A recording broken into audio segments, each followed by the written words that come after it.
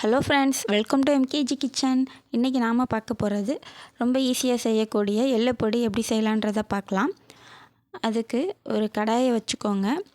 கடாய் சூடானதுக்கப்புறமா நம்ம எடுத்து வச்ச எள்ளை சேர்த்துக்கலாம். நான் வந்து வெள்ளை எள்ளு எடுத்து வச்சுருக்கேன். நீங்கள் கருப்பு எள்ளு சேர்த்துக்கிட்டாலும் நல்லாயிருக்கும் டேஸ்ட்டு.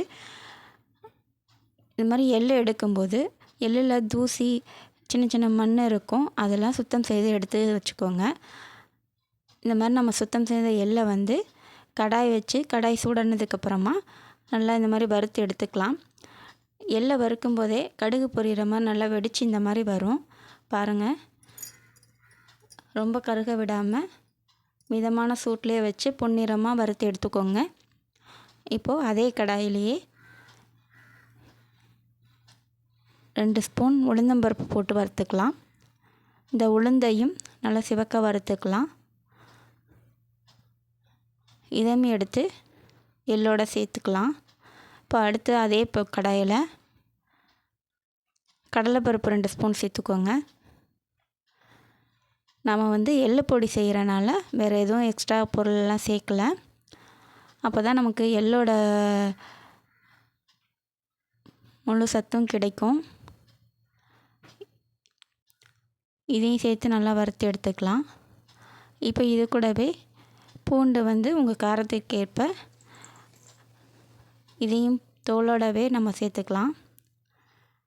பூண்டு வறுக்கும்போது ரொம்ப கருகாமல், ஏன்னா பூண்டு வந்து கொஞ்சம் ஈரப்பதம் இருக்கும். இதையும் நல்லா வறுத்து எடுத்துக்கோங்க. இது கூடவே காரத்திற்கு ஏற்ப காஞ்ச மிளகாய் 10லேருந்து 15 மிளகாய் சேர்த்துக்கோங்க. இதையும் சேர்த்து நல்லா வறுத்து எடுத்துக்கலாம். இப்போ நம்ம வறுத்த பொருள் எல்லாத்தையும் சேர்த்து ஒரு தட்டில் கொட்டி ஆற வைங்க. இது நல்லா ஆறுனதுக்கப்புறமா ஒரு மிக்ஸி ஜாரில் இதை சேர்த்துக்கலாம். நம்ம இந்த மாதிரி அரைச்சி ஸ்டோர் பண்ணி எடுத்து வச்சுக்கிட்டோம்னா பசங்க கேட்கும்போது எப்போ வேணால் இட்லி தோசைக்கு எடுத்து கொடுக்கலாம். இப்போ நம்ம ஆற வச்சு எடுத்து வச்சதை மிக்ஸி ஜாரில் போட்டு இது கூட தேவையான அளவு உப்பும் பெருங்காயத்தூளும் சேர்த்துக்கலாம்.